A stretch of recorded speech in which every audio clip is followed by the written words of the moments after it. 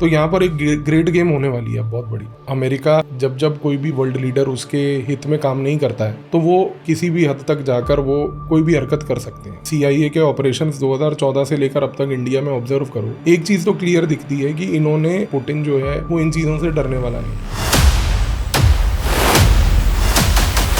इस समय अमेरिका का सबसे बड़ा फोकस क्या है कि अमेरिका के पास जितनी ईरान के रिलेटेड इंटेलिजेंस आती है वो सेकेंडरी इंटेलिजेंस है। इसी रीजन से आप देखो कि 2021 से लेकर 2025 तक अभी तक जो तालिबान है वो हमेशा से प्रो इंडिया रहा। इनको लगता था कि भाई मुसलमानों के ऊपर तो मोनोपोली हमारी है, मोदी मुसलमानों के साथ कैसे एंगेज कर रहा है। अब उसका जो नेक्स्ट मूव होगा, जैसे उसने गल्फ ऑफ मैक्सिको को गल्फ ऑफ अमेरिका रीनेम कर दिया है, तो अब उनका कोशिश है कि शायद इंडियन ओशियन का नाम भी बदल के वो अलग करें। सिविल सर्वेंट्स हमारे यहाँ पर कोई पॉलिसी बनाते हैं तो वो पॉलिसी में सबसे पहले ये इंश्योर करते हैं कि उनका रिहेबिलिटेशन कैसे होगा। यूपीएससी में आपने क्या लोग बिठा रखे हैं, क्या उनको पर्सनैलिटी टेस्ट के टाइम पे ये पर्सनैलिटीज नहीं दिख रही जो डिमेंटेड पर्सनैलिटीज आप रिक्रूट कर रहे हो।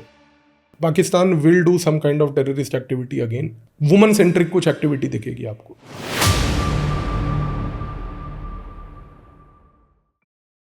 नमस्ते सर, कैसे हैं आप? बढ़िया जी, नमस्कार, all good sir. Welcome back again. हाँ बहुत काफ़ी डेवलपमेंट्स हो रही हैं और आपकी एक वीडियो बहुत ज़्यादा चर्चित है। ट्विटर, इंस्टाग्राम, हर जगह उसके चर्चे हो रहे हैं कि प्रधानमंत्री मोदी के ऊपर एक असैसिनेशन अटेम्प्ट की कोशिश थी और SCO समिट में, और उसमें ढाका में एक CIA का ऑपरेटिव था जो मृत पाया गया। तो ये कहानी क्या है सर? क्योंकि बहुत लोग बोल रहे हैं कि ये फेक न्यूज़ है, कई लोग इसको बहुत शेयर कर रहे हैं। और मोदी जब वापस आए थे SCO समिट से, तो उन्होंने वो एक क्लिप उसको घुमाया जा रहा है बार बार कि उन्होंने बोला था कि मैं आ गया इसलिए खुश हो, या मैं गया था इसलिए खुश हो, which is like normal Modi humour. तो उसको भी इस तरीके से प्रेजेंट किया जा रहा है कि देखो देखो मोदी भी हिंट कर रहे हैं। तो ये कहानी कैसे क्या सच्चाई क्या है इसमें? देखो, एक चीज़ तो फैक्ट है कि अमेरिका हमेशा से एक ऐसी रणनीति को लेके आया है कि जब जब कोई भी वर्ल्ड लीडर उसके हित में काम नहीं करता है तो वो अलग अलग तरीके के प्रेशर अपनाते हैं, और प्रेशर टैक्टिक्स में किसी भी हद तक जाकर वो कोई भी हरकत कर सकते हैं। फिडल कैस्ट्रो जो क्यूबा का लीडर था, उसको मारने के कई असैसिनेशन अटेम्प्ट्स इन्होंने किए जस्ट बिकॉज कि फिडल कैस्ट्रो जो है he did not bend to the American overall idea. तो यहाँ पर भी अगर आप देखो तो बाइडन के लास्ट 1 ईयर से लेकर फिर ट्रंप के आने के बाद से जिस प्रकार का रवैया अमेरिका का इंडिया को लेके चल रहा था, वो सारा रवैया कहीं ना कहीं ये पॉइंट आउट ज़रूर कर रहा था कि अमेरिका और इंडिया के रिलेशन एक स्लिपरी नोट पे हैं। और कई बार उन टाइज़ को रिपेयर करने की कोशिश भी की गई, क्योंकि ये टाइज़ कोई नए नहीं है, इनको 2-3 डेकेड्स लगे हैं डेवलप करने में। तो बहुत डिप्लोमेटिक एनर्जी लगी है इस चीज़ को डेवलप करने में। बट वही है कि कुछ ना कुछ इश्यूज हमेशा परसिस्टिंग रहे हैं इंडिया US के बीच में। और एक रेड लाइन हमेशा जो फॉर एग्जांपल हमारे केस में रही है वो कश्मीर की रही है कि भाई हम कश्मीर के मसले में, कश्मीर टेररिज्म के मसले में कोई थर्ड पार्टी इंटरवेंशन की चर्चा नहीं प्रेफर करते। और ये आज से नहीं, 1972 से है।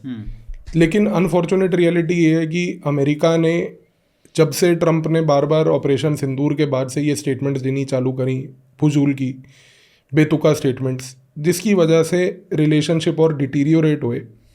और उसके बाद ये जो पूरा टैरिफ का वॉर चला, टैरिफ के बाद ये बार बार सीज फायर का क्लेम करना, तो रिलेशन एक ऐसे इररिपेरेबल स्टेज पे आ गया कि इनको अब एक चीज़ समझ आ गई कि हम जितना इंडिया को प्रेशराइज करेंगे, इंडिया की फॉरेन पॉलिसी उतना हमें रिपल्सिव बिहेवियर दिखाएगी। अच्छा। और ये चीज़ अमेरिका को नहीं एक्सेप्टेबल है, क्योंकि अमेरिका वर्ल्ड को सिर्फ ब्लैक एंड वाइट के नज़रिए से देखता है। उसको है कि भाई या तो आप हमारे साथ हो या हमारे खिलाफ हो।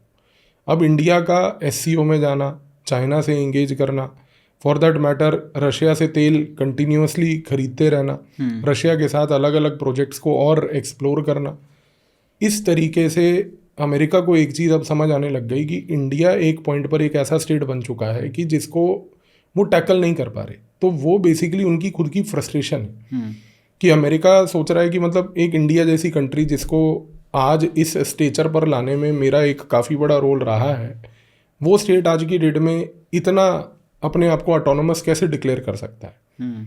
तो ये चीज़ें कहीं ना कहीं सारी कल्मिनेट होती हैं अलग अलग प्रकार के प्रेशर टैक्टिक्स में, जिसमें ये भी एक प्रेशर टैक्टिक इन्होंने अपनाया है। तो इसके पीछे की सच्चाई इवेंचुअली आने वाले समय में जब कभी क्लासिफाइड रिकॉर्ड्स कभी डीक्लासीफाई होंगे तो और चीज़ें इंडिया में क्लियर होंगी कि किस प्रकार के ये अटेम्प्ट्स थे। मतलब जो प्रधानमंत्री मारे जा चुके हैं, जिनका असैसिनेशन हो चुका है, उनकी फाइल तो आज तक हुई नहीं सर, तो ये नहीं ये वो कैसे तो होगी? मतलब देखो, अब कई प्रधानमंत्रियों के केस में ये बात फैक्ट है कि आप कह रहे हो कि फाइल डिक्लासीफाई नहीं हुई है, आप प्रधानमंत्री छोड़ो, आप देखो कि कितने साइंटिस्ट हमारे मारे जाते हैं, उनके बारे में भी हम एक सिंपल पॉइंट लिख के छोड़ देते हैं, अनएक्सप्लेन्ड डेथ। तो वो इटसेल्फ एक पॉइंटर है कि समाओ हमारे में वो कंफर्ट नहीं है अभी कन्फ्रंट करने का इन बड़ी कंट्रीज़ को। लेकिन आई एम वेरी सर्टन कि एक ना एक दिन ऐसा पॉइंट आएगा कि जब इंडिया के पास उतनी कैपेबिलिटी होगी कि हम आउटराइट इन कंट्रीज़ को और इनके इन डर्टी कोवर्ट गेम्स को कन्फ्रंट कर पाएंगे। तो ये बांग्लादेश वाला क्या, मतलब इनका क्या उद्देश्य क्या था, क्या करना चाह नहीं रहे थे देखिए, actually बांग्लादेश में? में जहाँ तक मुझे जो समझ है वो यही है कि उद्देश्य ये था कि इन्होंने बांग्लादेश को बड़े लंबे समय से एक ऐसी टेरिटरी बांग्लादेश प्लस म्यांमार को बनाया हुआ है जिससे कि ये पेरिफेरल रीजन्स ऑफ इंडिया को, खास करके जो हमारे नॉर्थ ईस्ट एरियाज हैं, उनको डिस्टेबलाइज करने में लगे हुए हैं। मणिपुर में आपने देखा कि 2 साल तक एक पूरी आग लगी रही, फिर मणिपुर की आग बुझ गई। अब मणिपुर में जो डिस्टेबलाइजेशन कैंपेन चला, इसके साथ साथ नॉर्थ ईस्ट के अंदर अभी भी, अब फॉर एग्जांपल आज की डेट में एक नागालैंड की फॉल्ट लाइन को दोबारा से एक्सप्लॉइट किया जा रहा है। तो ये टाइप की जो चीज़ें हैं, ये बार बार इन पर्टिकुलर टेरिटरीज़ को बेस टेरिटरीज बनाकर ये ऑपरेशन रन किए जा रहे हैं। तो इनका ऑब्जेक्टिव सिर्फ एज ऑफ नाउ ये है कि अमेरिका से ये डाइजेस्ट नहीं हो पा रहा कि इंडिया में इस मोमेंट पर एक ऐसी सरकार क्यों है जो हमारे इंटरेस्ट और हमारे एजेंडा के हिसाब से बेंड नहीं कर रही। तो उसको बेंड करवाने के लिए अब वो जितनी मर्जी मैन्युफैक्चरिंग करे इन पर्टिकुलर फॉल्ट लाइन्स को एक्सप्लॉइट करने की, वो करेगी। तो बांग्लादेश इस केस में उनके लिए इस मोमेंट पर सबसे एप्ट टेरिटरी है। उनका अपना खुद का बंदा वहाँ पर बैठा हुआ है, मोहम्मद यूनुस, जो CIA का खुद का एक प्रोडक्ट है। ठीक है, तो उस केस में अमेरिका के लिए बांग्लादेश तो is like an open territory to do all these activities. China के साथ उसका कंपटीशन म्यांमार में है, तो म्यांमार में वहाँ पर लिमिट्स आ जाते हैं उनके ओवरऑल इन ऑपरेशनल एक्टिविटीज़ को लेके। पर यहाँ पर अगर आप देखो in case of what is called as Bangladesh, वो कोई लिमिट नहीं है वहाँ पर। तो बांग्लादेश इस मोमेंट पर पूरा एक कोवर्ट बैटल ग्राउंड बना हुआ है। तो वहाँ पर CIA अपना ऑपरेशंस कर रही है, CIA को चाइना को भी काउंटर करना है, फिर रशिया के अपने इन्फ्लुएंस ऑपरेशन हैं, रशिया इंडिया के अपने कोलैबोरेशन हैं। तो पूरा एक बैटल ग्राउंड बना हुआ है जो वो चल रहा है इस मोमेंट पे। तो क्या मतलब ये जो अटेम्प्ट करने की कोशिश थी या जो न्यूज़ आई थी, क्या ये पहला सीरियस अटेम्प्ट था इस टाइप की चीज़ करने का मोदी देखो, का ये assassination? डेफिनेटली पहला सीरियस अटेम्प्ट माना जा सकता है, बिकॉज अगर आप अमेरिका के ओवरऑल CIA के ऑपरेशंस 2014 से लेकर अब तक इंडिया में ऑब्जर्व करो, एक चीज़ तो क्लियर दिखती है कि इन्होंने रेजीम डिग्रेडेशन करने की कोशिश करी, रेजीम डिस्टेबलाइजेशन करने की कोशिश करी, रेजीम डाउनग्रेड करने की कोशिश करी, रेजीम चेंज के लेवल पर नहीं आ पाए बिकॉज इनके पास कोई काउंटर एजेंट्स ही नहीं है जिनके थ्रू रेजीम चेंज करें। पर रेजीम चेंज से पहले के जितने स्टेप्स थे वो इन्होंने सारे कोशिश करे। तो यहाँ पर एक ये कंटिन्यूटी डेफिनेटली दिख रही है। तो this is just a part and parcel of the larger game programme जो चल रहा है इनका ऑलरेडी। तो क्या आपको लगता है कि ये अब इसका फ्यूचर जो कोर्स ऑफ एक्शन होगा CIA या इनकी तरफ से, वो किस तरीके का रहने वाला है? क्या वो इसी पे फोकस करेंगे या कुछ और चीज़ें भी होंगी? क्योंकि मुझे ऐसा लग रहा है कि US जिस तरीके से मूव कर रहा है धीरे धीरे, जैसे हमारा जो एक बहुत बड़ा स्ट्रेटेजिक बेस था तजाकिस्तान में, वो अब चला गया है। अभी न्यूज़ आई है 2022 में वो ख़त्म हो चुका था, हमारे सभी जो एसेट्स हैं वो वापस आ चुके हैं। और हम मतलब ये सिंदूर जब चल रहा था, ऑपरेशन सिंदूर, तब हम ये बात कर रहे थे कि भाई कि यहाँ से भी मतलब फाइटर जेट्स उड़ सकते हैं और पाकिस्तान को टारगेट कर सकते हैं। तो ये इस तरीके की बातें हो रही थी, बहुत ही स्ट्रेटेजिक बेस था।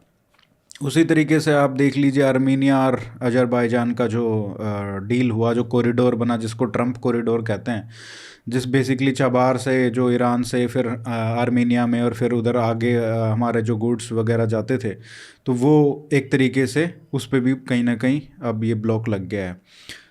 बाकी आप देख लो रशिया ऑयल के ऊपर जो बातें चल रही हैं, अभी ट्रंप ने बोला है कि मोदी ने मुझे प्रॉमिस किया है कि हम ख़त्म कर देंगे। वो तो अभी पता चल जाएगा ख़त्म होना है या नहीं होना है, तो ऐसा लग रहा है कि धीरे धीरे धीरे धीरे सभी जगह, बांग्लादेश का हो गया, पाकिस्तान का हो गया, तो कहीं ना कहीं इंडिया को एक तरीके से बांधने की कोशिश हो रही है।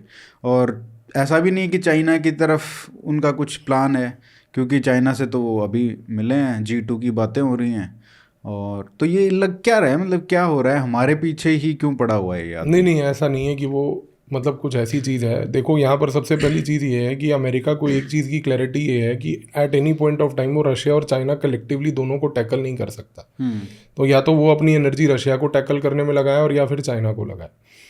ट्रंप ने पिछले 6 महीने बहुत कोशिश करी है यूक्रेन के वो नमूने को बुलाकर उसके साथ बैठकर नोटंकीबाजी करके कि चलो हम रशिया के साथ आपकी लड़ाई रुकवा देंगे, फिर रशिया को थ्रेटन करना, तुम नहीं रोकोगे तो हम ये कर देंगे। देखो रशिया जो है, पुतिन जो है, वो इन चीज़ों से डरने वाला नहीं है, ठीक है। पुतिन एक फॉर्मर जिस प्रकार के इंटेलिजेंस बैकग्राउंड का आदमी जो एक कंट्री को लीड कर रहा है और रशिया जैसी ग्रेट कंट्री को वो लीड कर रहा है, वो अमेरिका जैसे नापाक कंट्री के दबाव में नहीं आने वाला। तो ट्रंप को ये चीज़ डेफिनेटली समझ आ गई है कि भाई कुछ भी करके मैं रशिया को सबड्यू नहीं कर सकता, तो मेरे को अब सारी एनर्जी लगानी है चाइना पे। अब चाइना के साथ भी उसने वही ड्रामा करा, पहले जी मैं टैरिफ लगाऊंगा, फिर मैं ये कर दूंगा, अब जाके जो है चाइना के साथ जाके बातें कर रहा है, डील साइन कर रहा है। इस समय अमेरिका का सबसे बड़ा फोकस क्या है कि रशिया या चाइना में से पहली बात तो एक पैसिफाई हो जाए। अच्छा। दूसरा उसका फोकस ये है कि रशिया और चाइना में से जब एक पैसिफाई होगा तो जो भी पैसिफाई होगा उसका सपोर्ट ईरान को कम होगा। अब ईरान रशिया अमेरिका के लिए इस मोमेंट पे बड़ा सेंट्रल है, क्योंकि ईरान के अंदर इस मोमेंट पर अमेरिका को खुद इंटेलिजेंस गैदर करने की कोई कैपेबिलिटी नहीं है। अगर मैं आपको एक साधारण लैंग्वेज में बोलूं तो अमेरिका के पास जितनी ईरान के रिलेटेड इंटेलिजेंस आती है वो सेकेंडरी इंटेलिजेंस है, वो इसराइल के थ्रू आती है। इसराइल के जितने एसेट्स हैं ईरान के, वो इंटेलिजेंस पास ऑन करते हैं। अब अमेरिका को बेचैनी ये है कि हमें अपनी इंटेलिजेंस वहाँ पे बनानी है। अब वो अपनी इंटेलिजेंस बनाने के लिए दो ही चीज़ें कर सकती है, या तो ईरान के अंदर डायरेक्टली कूद जाए जो कि पॉसिबल नहीं है, या फिर ईरान की पेरिफेरल टेरिटरी में आ जाए, जिसमें सबसे इंपॉर्टेंट आता है अफगानिस्तान। अफगानिस्तान के साथ आता है पाकिस्तान। अब अफगानिस्तान को भी ट्रंप ने डराने धमकाने की कोशिश करी, बेस का हाँ, कि बाग्राम एयरबेस दे दो, तो तालिबान का तरफ से एकदम रिस्पॉन्स आ गया कि हमारी कंट्री सेल के लिए नहीं है। तो उसके बाद उन्होंने मुनीर को बुला लिया, वहाँ बुला के मुनीर वो उधर जाके पत्थर दिखा रहा है, पत्थर का सूटकेस ले गया। मतलब छिछोरागिरी अगर करनी भी है यार, मतलब चलो तुम्हारी कोई वर्ल्ड में इज्जत नहीं है, बट जो बची कुछ इज्जत है कम से कम उसके तो ख्याल रख लो। बट वहां जाके एक सूटकेस के पत्थर निकाल के फोटो खिंचवा रहा है तू, मतलब कुछ तो सोचो यार। तो मार्केट से भी लेके आ सकता है नहीं नहीं, और वो मैं आपको फैक्ट बता रहा हूँ, वो उसने वहीं पर किसी कबाड़ी मार्केट से ही खरीदे होंगे। उसकी हैसियत तो है नहीं कि कोई यहाँ से उठा के लेकर जाए। वो वहीं ये मुनीर और वो शरीफ रात को घूम रहे होंगे कहीं सड़कों पे, वहां से कोई उन्होंने देखे होंगे, जैसे वो हमारे यहाँ टूरिस्ट अट्रैक्शंस नहीं होते आगरा बॉम्बे में कोलाबा का एरिया जहाँ पे वो पत्थर उत्थर मिलते हैं, तो वो पत्थर उत्तर वहां से उन्होंने रात खरीद लिए होंगे। और ट्रंप को कौन सी अकल है, उसको कोई समझ थोड़ी है कि रेयर अर्थ मेटल मिनरल ये सब क्या होते हैं, क्रिटिकल मिनरल क्या होते हैं। उसके दिमाग में सुबह से रात एक ही चीज चल रहा है कि डल्ले में पैसा कितना आ रहा है, तो उसको क्या अकल है। ठीक है, तो इस चीज में अमेरिका यहाँ पर आप समझो कि वो बेचैन है। उसके लिए ईरान में इंटेलिजेंस को गैदर करना एक प्रायोरिटी है, रशिया और चाइना के इन्फ्लुएंस को काउंटर करना, उनका काउंटर करने से ईरान का इन्फ्लुएंस एक पॉइंट पे कम होना। तो ये सारी चीज़ों की लार्जर नीति को लेकर अमेरिका इस समय चल रहा है। अब जाहिर सी बात है कि इंडिया इस मोमेंट पर इन पर्टिकुलर एस्पेक्ट्स में अमेरिका के किसी फायदे के लिए नहीं है, क्योंकि ईरान में इंटेलिजेंस गैदर करनी है तो हम तो नहीं दे सकते आपको। तालिबान से अगर बात करनी थी तो आप तमीज़ से बात करते तो हम आपका कुछ काम करवा भी देते, वो आपने नहीं किया। जिस तरीके की आपने हरकतें करी उसके बाद हम तालिबान के थ्रू तो आपको कभी इंगेजमेंट करवा के नहीं देंगे।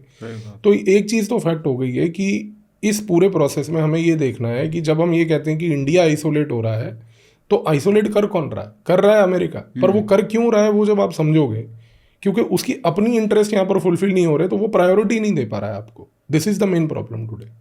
तो ये चीज़ है। जैसे हम अफ़गानिस्तान की बात करते हैं, अब बहुत बड़ी विज़िट हुई, एक बहुत बड़ा सक्सेस भी कहा जा सकता है उसको, क्योंकि बहुत सारी क्रिटिसिज्म हो रहे थे इंडिया की फ़ॉरेन पॉलिसी के, और ये एक ऐसा सक्सेस है जो हमको दिख रहा है शॉर्ट टर्म में, जो अभी चलता रहा अच्छे से तो काफ़ी प्रोडक्टिव हमारे लिए हो सकता है इस रीजन में। तो उसको आप किस तरीके से देखते हैं, क्या एनालिसिस है आपका कि क्यों हुआ है ये, और क्या तालिबान को रियलाइज़ हुआ है? और जो पाकिस्तान के साथ जो इनकी झड़प हुई है रिसेंटली, मुझे लगता है कि जितने पिछले 4 साल में हुई है जब से नया तालिबान आया है, उतनी उनके उससे पहले 15 साल में नहीं हुई थी। तो ये कुछ ना कुछ चर्निंग है यहाँ पे। तो क्या आपका क्या एनालिसिस है, क्यों हो रहा है ये सब? और इंडिया का जो बेसिकली एंट्री हुई है, जो ये बोला जाता था पाकिस्तान की तरफ से कि इंडिया यूज़ कर रहा है तालिबान को हमारे स्टेट के खिलाफ, तो ये सब क्या चीज़ें चल रही हैं? देवबंद में विज़िट होना तालिबान के फॉरेन मिनिस्टर का, तो इसको आप किस तरीके से देखते हो? नहीं देखो, तालिबान के साथ हमारे रिश्ते हमेशा से पुराने टाइम से रहे हैं, ऐसी बात नहीं है कि अभी से हैं, पहली बात तो। दूसरी बात, क्योंकि तालिबान खुद एक दियोबंदी इस्लाम ऑफ स्कूल ऑफ थॉट को मानती है, जिसका ओरिजिन इंडिया में सहारनपुर से है, तो जाहिर सी बात है कि एक आइडियोलॉजिकल रिलेशनशिप उनके साथ हमारा बना हुआ है। तीसरी सबसे बड़ी चीज़ ये है कि जब तालिबान अभी 2021 में आई भी थी, तो उस समय भी इंडिया ने अपना टेक्निकल मिशन ऑन रखा था अफगानिस्तान में। टेक्निकल मिशन के थ्रू हम अफगान के लोगों के साथ और ख़ास करके तालिबान के साथ इंगेज करते आए थे। तो ये एक कंटिन्यूटी है, इसमें कोई मतलब ऐसा नहीं है कि एक डिसरप्टेड फेज था और एक रिवाइवल हुआ, पहली बात तो। दूसरी चीज़ ये है कि इंडिया के लिए अफगानिस्तान इसलिए भी इम्पोर्टेंट है क्योंकि इंडिया ने अब ये चीज़ एक्सेप्ट कर ली है कि भाई तालिबान एक ऑब्जेक्टिव रियलिटी है।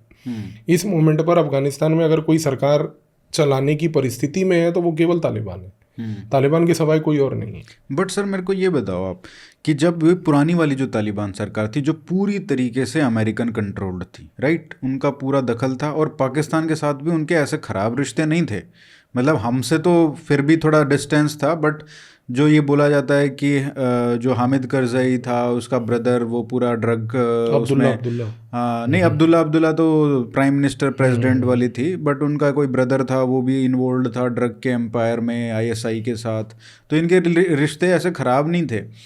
बट हमने ऐसा क्यों सोचा कि भाई जो ये तालिबान आया है, जो बेसिकली डील तो अमेरिका के साथ हुई है, बट उतना कॉम्प्रोमाइज़ तो नहीं है कि उन्हीं के पपेट हों, राइट, एक बार सरकार में आ गए तो उनकी अब वो उनको दिखाना भी है कि हम इंडिपेंडेंट हैं।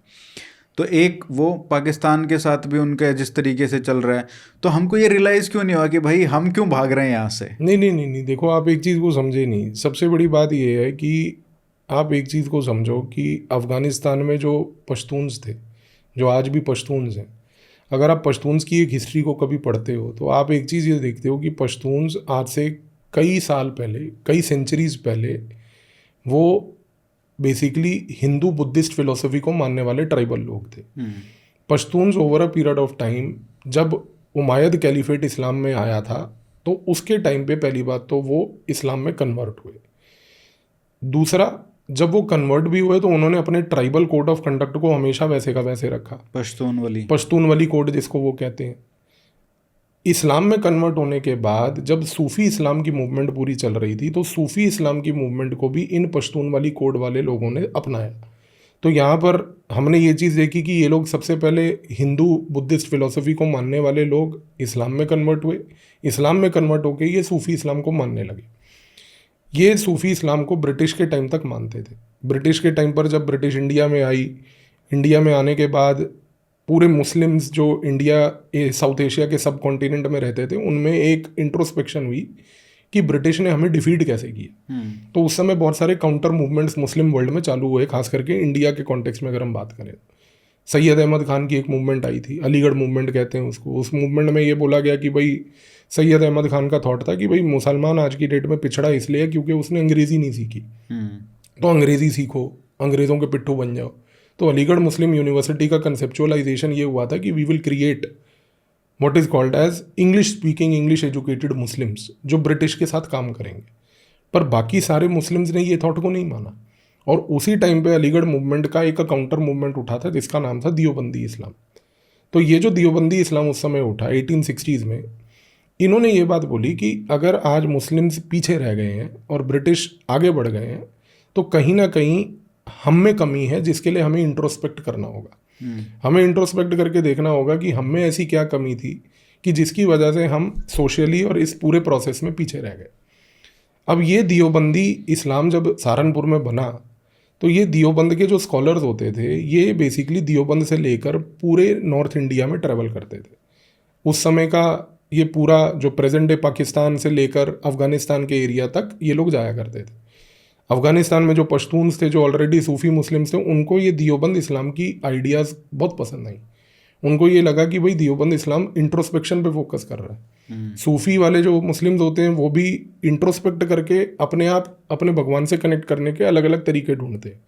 तो ये जो सूफी पश्तून्स थे, इनको समाओ कहीं ना कहीं दियोबंद इस्लाम पसंद आया। इस कॉन्टेक्स्ट में ये हुआ कि 1860 से लेकर अर्ली 1900 तक ये पश्तून्स जो अफगानिस्तान के थे ग्रेजुअली कन्वर्ट हो गए दियोबंदीज में। अब दियोबंदी स्कॉलर्स जो थे वो बहुत सारे जाया करते थे वाया पाकिस्तान। 1947 में जब पार्टीशन हुआ तो दियोबंदीज एक तो ब्रांच थी इंडिया में, एक ब्रांच थी इनकी पाकिस्तान में। तो पाकिस्तान में जो मदरसा बना दियोबंद का, उसको हम कहते हैं हकानिया मदरसा।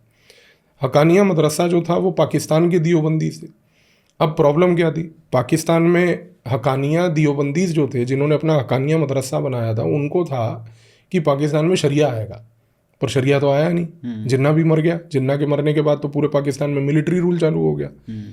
इंडिया में जो दियोबंदी थे उन्होंने ये एक्सेप्ट कर लिया कि हम कॉन्स्टिट्यूशन को मानते हैं और कॉन्स्टिट्यूशन के अंडर हम अपने इस्लाम को प्रैक्टिस करेंगे।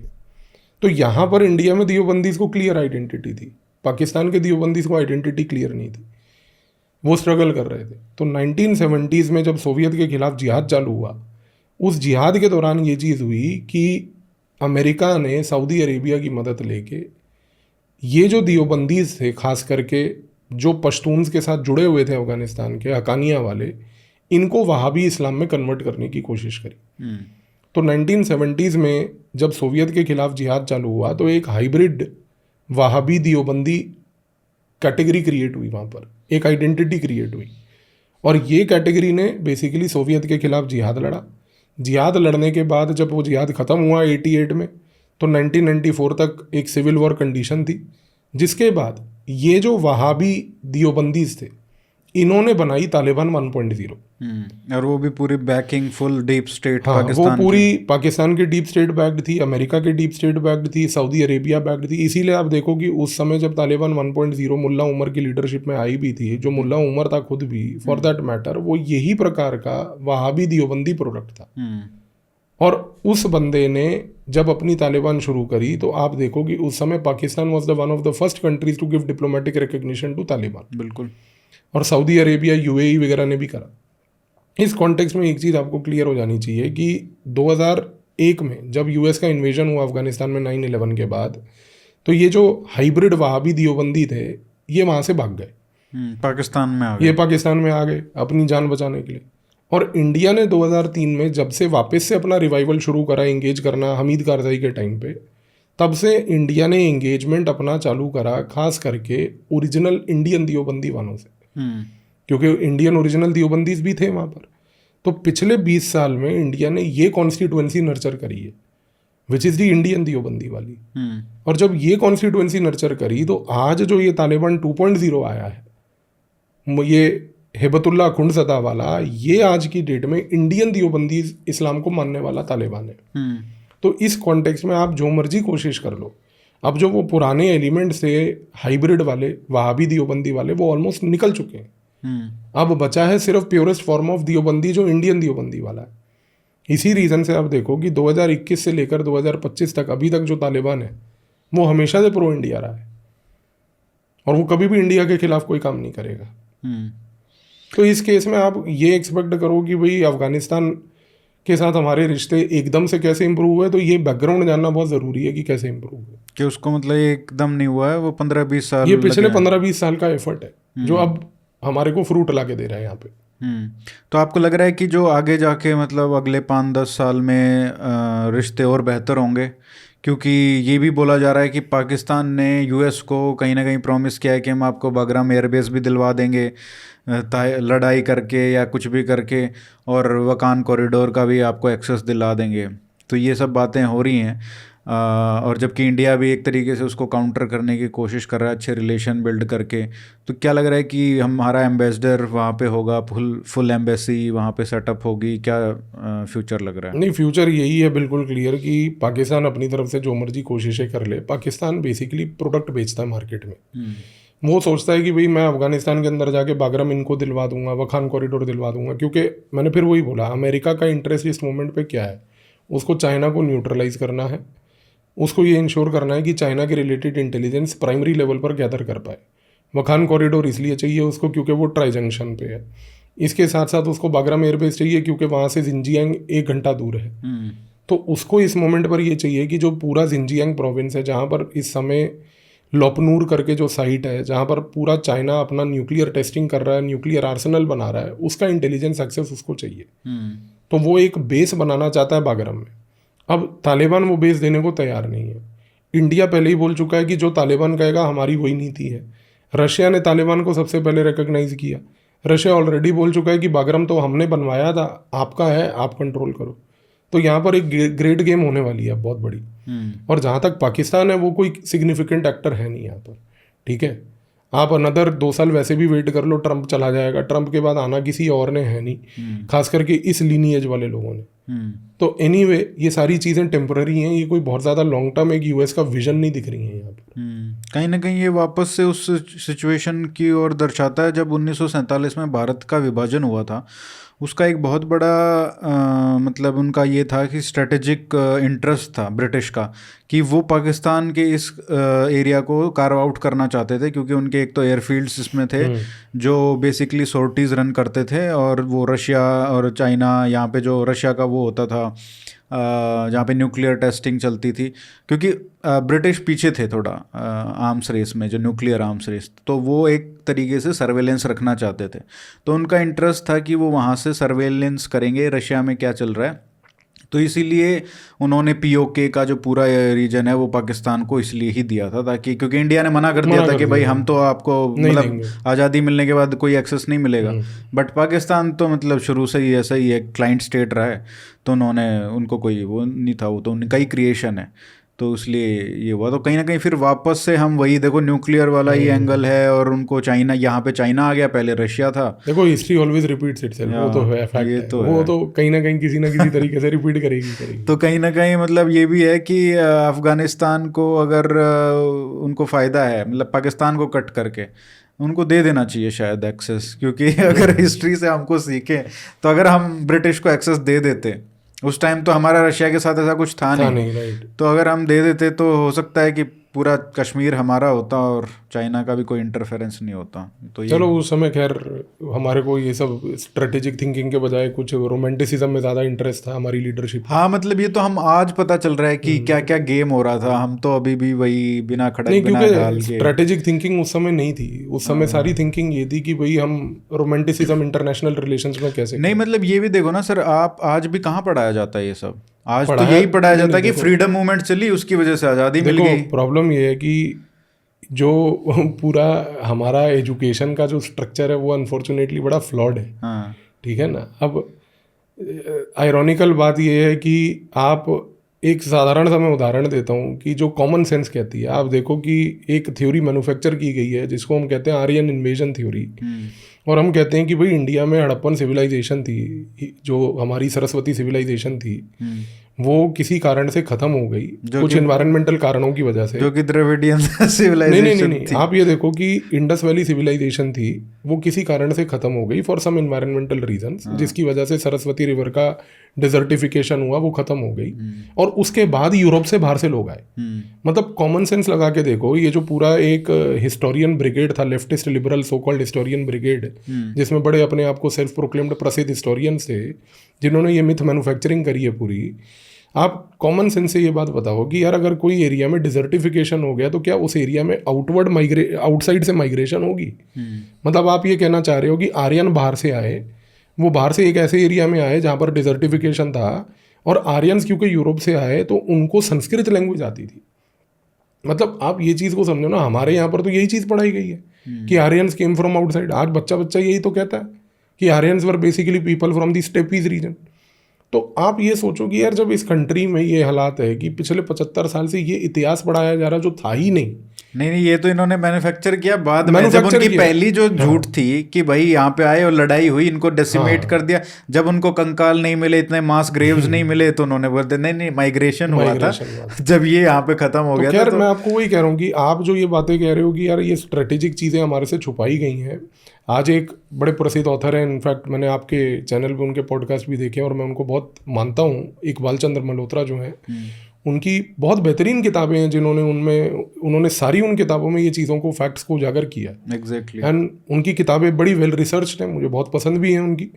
एंड उनकी किताबें अगर कोई पढ़े तो समझ आएगा कि भाई ये जो पूरी फेक हिस्ट्री हमारे सामने एक 75 साल से देश को मूर्ख बनाने का काम किया गया है।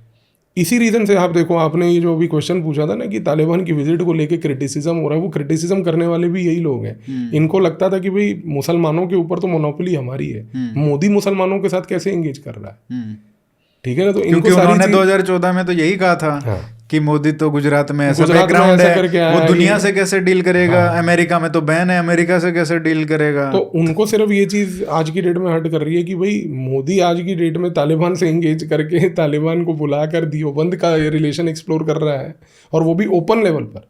मतलब तो ये भी नहीं कि मतलब कि आया और चुपचाप पीछे से एक दिन की विजिट दियोबंद करा दी बिना पब्लिक डोमेन में आए हुए। बट तो सर उनको ये मोनोपोली जो टूट रही है उनकी ना, क्रम्बल हो रही है, ये चीज उनको डाइजेस्ट नहीं हो रही। बट अगर मान लो यही कांग्रेस सरकार होती आज के समय में, तो क्या क्रिटिसिज्म होता बीजेपी की तरफ से? वो मुझे पता नहीं, लेकिन इतना मुझे पता मतलब है कि ये सरकार होती नहीं। आप सोचो मतलब कि अगर कांग्रेस ऐसे करके विजिट कराती देवबंद में, तो क्या ये बहुत बड़ा अपीजमेंट और वो उसका एलिगेशन नहीं लगता? नहीं, बिल्कुल लगता, डेफिनेट बात है, लगता है। क्यों, देखो मैं आपको वही कह रहा हूँ, कांग्रेस के टाइम पे ऐसा नहीं है कि देवबंद के स्कूल ऑफ थॉट से तालिबान के लोग उस समय जुड़ते नहीं थे। मैंने आपको बताया ना, 2003 से लेके 2014 तक, आज अगर आप इस पीरियड को ऑब्जर्व करो तो इस पीरियड में दियोबंद के बहुत सारे लोग अफगानिस्तान के भारत आते थे, उनको दियोबंद ले जाया जाता था, मीडिया में नहीं लाते थे, कवर अप करके उसको पूरा करते थे। ये पहली बार हुआ है कि जब हमने इसको कवर अप नहीं किया, हमने कहा कि let it be open, let the people know कि भी ठीक है उनके आइडियोलॉजिकल रूट्स हैं यहाँ पर, तो let them connect to it. Problem इनको सारी ये है, इनको इशू सिर्फ इस चीज़ का है कि मोदी क्यों कर रहा है ये। मोदी के लिए तो हमने एक इमेज बना रखी है कि वो तो एंटी मुस्लिम है, तो मोदी मुसलमानों से कैसे एंगेज कर सकता है, वो क्यों करेगा। तो इसलिए कहीं ना कहीं जब भी यूएई के साथ ऐसा कुछ होता है, या सऊदी जब सलमान के साथ अच्छे रिश्ते होते हैं, या ये मुस्लिम कंट्रीज, अरब कंट्रीज के साथ होते हैं, तो कुछ ज़्यादा कुछ ज़्यादा निकल के आता है, दर्द महसूस होता है वो इनको, क्योंकि मोनोपोली टूट रही है ना आपकी, और पावर में आप आ नहीं पा रहे, जितनी मर्जी कोशिशें कर लो वो आप आ भी नहीं पाओगे अगले 2-3 लाख साल। तो उस कॉन्टेक्स्ट में प्रॉब्लम ये हो रही है कि यहाँ पर ये चीज़ समझ नहीं पा रहे हैं, ये डाइजेस्ट नहीं कर पा रहे उसको, दैट इज़ द इशू। अच्छा ये सर ये बताइए, क्योंकि हमने अफ़गानिस्तान एक बहुत बड़ा इशू था जो डिस्कस कर लिया, जो कहीं ना कहीं एक अच्छा कंफर्ट दे रहा है भारतीय फॉरेन पॉलिसी एस्टेब्लिशमेंट को कि चलो एक चीज़ तो कुछ तो हमारे लिए फेवर में भी हो रहा है। बट अभी जो हमने एयरबेस लूज़ किया है ताजिकिस्तान में, उसका क्या रेलिवेंस है, उसका क्या इम्पोर्टेंस है? ताजिकिस्तान वाला एयरबेस, आप ये चीज़ समझ लो कि वो बनाया इसलिए गया था क्योंकि हमारा ऑब्जेक्टिव उस समय ये था कि जो तालिबान 1.0 थी वो किसी तरीके से पाकिस्तान को अपनी टेरिटरी अफगानिस्तान की अलाउ ना करे कश्मीर में ऑपरेशंस रन करने के लिए। उसकी एक लिमिटेड यूटिलिटी थी, वो लिमिटेड यूटिलिटी पूरी हो चुकी है क्योंकि वो तालिबान 1.0 अब ख़त्म है। वहाँ भी दियोबंद वाले जो हाइब्रिड लोग थे वो ख़त्म है। अब इंडियन दियोबंदी इस्लाम अफगानिस्तान में है। अफगानिस्तान की टेरिटरी का प्रयोग पाकिस्तान इस मोमेंट पे कश्मीर में जिहाद करने के लिए नहीं प्रयोग कर सकता। इसी रीज़न से आप देखो कि पाकिस्तान अपने अंदर ही बैठ के अपनी टेरिटरी में अलग अलग प्रकार की इनोवेशन कर रहा है। जैसे मोहम्मद ने एक वुमन विंग बना लिया है, तो ये इनोवेशन अब उसके डोमेस्टिक टेरिटरी में हो रहे हैं। थर्ड टेरिटरी में जहाँ से वो स्ट्रेटेजिक डेप्थ मेंटेन करता था वो नहीं हो रहे। तो आज इस कॉन्टेक्स्ट में आईनी का ये जो एयरबेस है, इसकी ऑलरेडी कोई यूटिलिटी हमारे लिए 2021 के बाद नहीं थी। इस रीज़न से 2022 के बाद जब ये एग्रीमेंट कोलैप्स हुआ, हमने इसको रिवाइव भी नहीं किया। बट मैं कह रहा हूँ कि ऐसा तो कोई भी देश नहीं होगा जो आज के हिसाब से, मतलब इस साल में क्या यूटिलिटी है उसके हिसाब से कोई डिसीजन लेता हो। जैसे कि यूएस ने सोचा कि हमारी अब कोई यूटिलिटी नहीं है बगराम एयरबेस में, लेकिन 4 साल बाद उनको आज यूटिलिटी पता चल रही है क्योंकि चाइना ने, पाकिस्तान ने कोशिश की अफ़गानिस्तान में कि भाई हम तीनों एक तरीके से अलायंस में आ जाएं किसी तरीके से, तो आज उनको यूटिलिटी पता चल रही है। ऐसा कोई भी कंट्री नहीं है जो गिव अप कर देता है एयरबेस, क्योंकि कभी भी उसकी यूटिलिटी हो सकती है। आज हो सकता है पाकिस्तान के लिए ना हो, मतलब चाइना के लिए भी तो हो सकता है ना ये सब चीज़ें। देखो हमें इस चीज़ को लेके वरी नहीं करना क्योंकि ये एयरबेस कहाँ पर है, तजिकिस्तान में। तजिकिस्तान एक सेंट्रल एशिया का पार्ट है। सेंट्रल एशिया का तजिकिस्तान की अगर आप हिस्ट्री जानो तो वो सोवियत यूनियन से लेके रशिया के साथ हमेशा से जुड़ा रहा है। आज तजिकिस्तान का पूरा सिक्योरिटी सेटअप रशियन बैक्ड है। कल को हमें अगर दोबारा से आईनी में कोई कार्य करने की आवश्यकता होगी तो हमें इसलिए डिफ़िकल्टी नहीं होनी क्योंकि रशिया का सिक्योरिटी सेटअप का कंट्रोल तजिकिस्तान में पूरा है। और जिस तरीके का इंडिया रशिया रिलेशनशिप है, हमें डिफिकल्टी नहीं होगी उसको रिवाइव करने में, अगर किसी भी टाइम पे शॉर्ट नोटिस पे जरूरत भी हुई तो। व्हाट इफ रशिया ने ही मतलब हमको निकाला हो वहाँ से? नहीं, there is no possibility of that. Russia को आज की डेट में ऐसा कोई ऑब्जेक्टिव नहीं है कि वो कहे कि आप यहाँ से चले जाओ, क्योंकि रशिया ने ही हमारे को 1990s में जब सोवियत यूनियन कोलैप्स किया था, उसी ने हमें इनवाइट किया था कि आप इस एयरबेस को मेंटेन करो, क्योंकि हम नहीं कर पाएंगे अभी एज ऑफ नाउ। तो ये कहना कि रशिया ने निकाला है, ये तो एक फेक नैरेटिव है। ये आपको वो लोग खास करके सोशल मीडिया पे प्रमोट करते मिलेंगे जो अमेरिका की दलाली करते हैं, जिनको अमेरिका का एजेंडा, जैसे इंडिया में बहुत सारे थिंक टैंक्स भी हैं जो प्योर अमेरिका एजेंडा रनिंग करते हैं, वो ऐसे चीज़ें लिख के, और उनके लोग अगर ऐसी चीज़ें क्लिपिंग्स बना के बोलें तो एक समझ आता है कि ठीक है, they are on the payrolls of America, वो CIA का इन्फ्लुएंस ऑपरेशन रन करते हैं इंडिया में। बट आई थिंक मतलब कुछ प्रेजेंस रखनी चाहिए थी। ये जो मतलब मैं तो इसको लॉस मानता हूँ सर। मतलब मैं इसको इसलिए नहीं मानता लॉस, बिकॉज आप लॉस उसको तब देखोगे जब उसकी यूटिलिटी है। अगर आप ये कहो कि देखो हमारी यूटिलिटी है कि हमें पाकिस्तान को नजर रखने के लिए वो एयरबेस चाहिए था, तो मैं नहीं मानता कि वो यूटिलिटी है। पाकिस्तान के ऊपर तो नजर रखने के लिए आज हमारा ब्रह्मोस अकेला काफी है। पाकिस्तान का हर एक इंच ऑफ टेरिटरी ब्रह्मोस के रेंज में है। अच्छा, ब्रह्मोस से याद आया, आर्मीनिया अजरबैजान का जो कॉरिडोर बना है, बहुत ही स्ट्रेटेजिक, मतलब बॉर्डरिंग ईरान एक तो उनका, और वो ट्रम्प कॉरिडोर उसका नाम दिया गया है। तो कहीं ना कहीं अमेरिकन प्रेजेंस उसमें रहेगी उस कॉरिडोर में। तो एक तो वो ईरान पे नज़र रख पाएंगे, एक तो ये जो आप कह रहे थे कि फर्स्ट उनका प्रायोरिटी वही है, वो कॉरिडोर बनाने का ऑब्जेक्टिव वही था। हाँ, तो क्या इंडिया का भी कुछ जो बिजनेस है जो चबार से रेलवे लाइन के थ्रू ईरान आर्मीनिया में जाता था, क्योंकि आर्मीनिया को हमने ब्रह्मोस दिया है, अब बातें ये हो रही हैं, मैंने सुना है, पता नहीं कितना सच है या कितना गलत, कि जो हमने ब्रह्मोस दी थी उसको अमेरिकन एनालाइज कर रहे हैं। नहीं, ब्रह्मोस को अमेरिकन एनालाइज बहुत पहले से कर चुके हैं। ब्रह्मोस के साथ उनको एक स्पेसिफिक प्रॉब्लम भी है। अच्छा। प्रॉब्लम उनको ये है कि BrahMos today has the capability to alter the strategic stability of South Asia, क्योंकि उनको ये चीज़ समझ आ रही है कि जो हमने बहुत ज़्यादा प्रचार नहीं करी है वो ये है कि ब्रह्मोस एक कन्वेंशनल मिसाइल नहीं है, ब्रह्मोस एक ड्यूअल यूज़ मिसाइल है, उसमें कल को न्यूक्लियर वॉरहेड भी लगेगा। आज जब इंडिया बार बार ये बोलती है कि पूरा पाकिस्तान ब्रह्मोस के रेंज में है, तो हम मैसेज ब्रह्मोस नहीं दे रहे हैं, हम पाकिस्तान को ये कह रहे हैं कि तुम कोई हरकत करोगे ना तो तुम्हारी पूरी टेरिटरी हमारे न्यूक्लियर अम्ब्रेला के अंडर है, एक छोटे से मिसाइल से। तो ये चीज़ अमेरिका को खटकती है।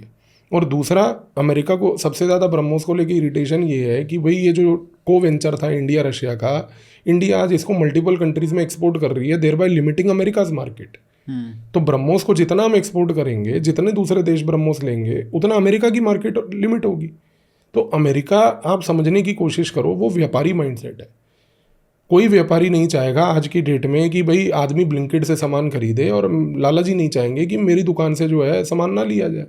लाला जी आपको फिर होम डिलीवरी भी फ्री देंगे, आपको सामान पे ब्लिंकिट से ज़्यादा डिस्काउंट भी देंगे। तो वो डल्ला भरने का जो काम है अमेरिका का, वो काम है। आप इस चीज़ को समझो। तो अमेरिका सिर्फ रात को यही सोने के पहले देखता है कि डल्ले में नोट कितने गिरे, उसी से उसको नींद आएगी, नहीं तो उसको जो है पेट के नीचे खारिश होती रहेगी।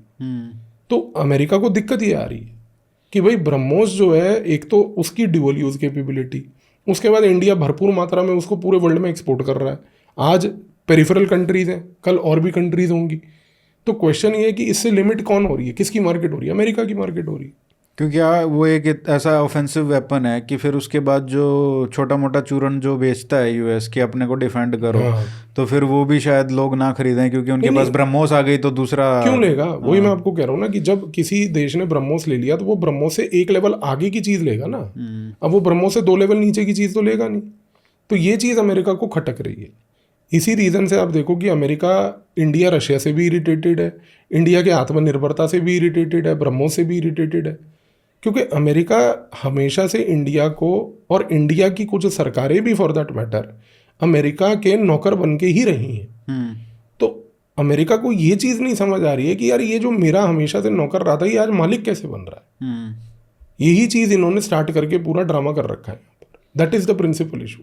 और अब हम बात करते हैं थोड़ी बांग्लादेश की, क्योंकि बाकी तो ठीक है एरिया में जो हमको पता है नॉर्मल। बांग्लादेश में क्या कुछ चीज़ें चेंज होती दिख रही हैं? वहाँ पे क्या चल रहा है? हमको कुछ पता नहीं चल रहा है कि वहाँ पे क्या हो रहा है इंटरनली। क्या नहीं, बांग्लादेश इस समय इंटरनली बहुत ज़्यादा केओस में है, क्योंकि बांग्लादेश के अंदर सबसे बड़ी चीज़ ये है कि आर्मी वहाँ की जो आज की डेट में है, जिसने कभी भी domestic day to day law and order operations नहीं करे थे, आज उसको वो करना पड़ रहा है। इस रीज़न से आर्मी बार बार फ्रस्ट्रेट होके बांग्लादेश में ये बात बोल रही है कि भैया जल्दी इलेक्शन करवाओ, एक सरकार लाओ, क्योंकि आर्मी का काम day to day law and order maintain करने का नहीं है। और आज बांग्लादेश के अंदर प्रॉब्लम दूसरी ये है कि पॉलिटिकल पार्टीज में कंसेंसस ही नहीं है कि इलेक्शन अगर होगा तो किन पैराडाइम्स और किन प्रिंसिपल्स पे होगा। सबसे पहला क्वेश्चन ये उठता है कि शेख हसीना के क्वेश्चन का क्या। फिर दूसरा यहाँ पर जो है बेसिकली मोहम्मद यूनुस वो अपने पॉलिटिकल एम्बिशन लेके बैठा है कि भाई अभी मैं केयरटेकर लेवल पे हूँ, कल को मैं फुल टाइम बन जाऊँ। तो इस तरीके से प्रॉब्लम ये है कि बांग्लादेश में पॉलिटिकल केओस है इस तरीके का कि इलेक्शन किस प्रिंसिपल पे होगा, कौन पार्टीज रन करेंगी, क्या एजेंडा होगा। और बाकी छोटी छोटी पार्टीज जमाते इस्लामी टाइप की और बाकी अदर जो इस्लामिक पार्टीज हैं वो आज की डेट में कहती हैं इलेक्शन हम कंडक्ट करेंगे, कंटेस्ट भी करेंगे, लेकिन उनके पास इतनी पावर नहीं है कि वो सरकार बना पाए। तो बांग्लादेश एक फंसा हुआ सिचुएशन है, उसको कंटिन्यू अभी करना पड़ेगा। बांग्लादेश आर्मी क्यों मतलब उसमें घुस रही है? क्या उनके पास पुलिस नहीं है? ये जो लॉ एंड पुलिस ऑर्डर बिल्कुल कोलैप्स कर चुकी है, पुलिस का वहाँ पे लॉ एंड ऑर्डर का सिस्टम बिल्कुल कोलैप्स कर चुका है। आज बांग्लादेश में जो बिजनेसेस थे, जिन बिजनेसेस को ये ऑब्जेक्टिव था इस चीज़ को इंश्योर करने का कि भाई हमारे को law and order safety security मिले, वो पुलिस नहीं कर पा रही है। पुलिस का कंप्लीट फेलियर है, कंप्लीट कोलैप्स है, क्योंकि पुलिस के पास कोई अथॉरिटी इसलिए नहीं है वहाँ पर क्योंकि पुलिस को डायरेक्शन देने के लिए भी कोई मिनिस्टीरियल लेवल का अथॉरिटी वहाँ पर अभी नहीं है। तो पुलिस एकदम लॉलेसनेस पे उतरी हुई है, करप्शन में उतरी हुई है। आर्मी को डे टू डे लेवल पर जो छोटे मोटे राइट्स होते हैं मैनेज करने के लिए बुलाया जा रहा है, जो कि काम पुलिस का होता था। तो यहाँ पर एक सिविल मिलिट्री बैलेंस ही पूरा डिस्टर्ब हो गया, जिस बैलेंस को बेसिकली शेख हसीना ने बहुत लंबे समय से नर्चर किया था। अच्छा, एक और बात बोली जा रही है कि यहाँ पे जो अब ट्रंप का जो अगला मूव होगा, एक तो ये है रोज़ कुछ ना कुछ बोलता रहता है जिसकी वजह से हमको कुछ ना कुछ रिस्पॉन्स देना पड़ता है। अब उसको जो झूठ बोल रहा है या सच बोल रहा है हम उसको कॉल आउट नहीं कर पा रहे हैं, बट इनडायरेक्टली उसको काउंटर भी किया जा रहा है बहुत ही लो लेवल, मतलब MEA के स्पोक्स पर्सन लेवल पे, मतलब वो एप्ट लेवल है मतलब ट्रंप को रिस्पॉन्ड करने के लिए। हाँ, तो ये हम कर रहे हैं। अभी जो सुनने में आ रहा है, पता नहीं कितना सच है या कितना गलत, आप अपने सोर्सेज के थ्रू ये मतलब थोड़ा जान सकते हो कि अब उसका जो नेक्स्ट मूव होगा, जैसे उसने गल्फ ऑफ मैक्सिको को गल्फ ऑफ अमेरिका एक तरीके से रीनेम कर दिया है और गूगल मैप्स वगैरह सब जगह वही है, तो अब उनका कोशिश है कि शायद इंडियन ओशियन का नाम भी बदल के वो अलग करें कुछ। नहीं, इंडियन ओशन का नाम बदल के वो ट्रंप ओशन तो कर नहीं सकते। नहीं, ट्रंप ओशन नहीं तो कुछ ना कुछ ओशन होगा। उसके नाम बदलने से कुछ नहीं होगा। देखो, नाम बदलने से गेम नहीं बनता है, काम करने से गेम बनता है। तो नाम तो इंडिया में भी सुबह से रात बदले जाते हैं, बट एक बहुत बड़ा तो मूव होगा ही ये, मतलब नहीं, ऐसा देखिए, ये चीज़ होने की संभावना बिल्कुल नेक्स्ट टू इम्पॉसिबल है, बिकॉज जितने लिटोरल स्टेट्स हैं यहाँ पर उनकी सहमति नहीं आएगी। पहली बात तो इस समय ट्रंप को सबसे इंपॉर्टेंट चीज़ यही चाहिए कि भाई उसको चाहिए कंप्लीट एशिया में डोमिनेंस, कि मुझे लैंड लेवल मैरीटाइम लेवल पर डोमिनेंस चाहिए। इंडो पैसिफिक फेल हो चुका है इस मोमेंट पे, ऐसा मेरा असेसमेंट है। अमेरिका के हित में लिखने वाले कई राइटर्स अभी भी रोज पर्चे निकाल के ब्रीफ निकाल के सपोर्ट कर रहे हैं कि Indo Pacific is still alive, but I believe it's a failure. It's a failure, that's why they are coming up with the Indo Pacific thing without Indo.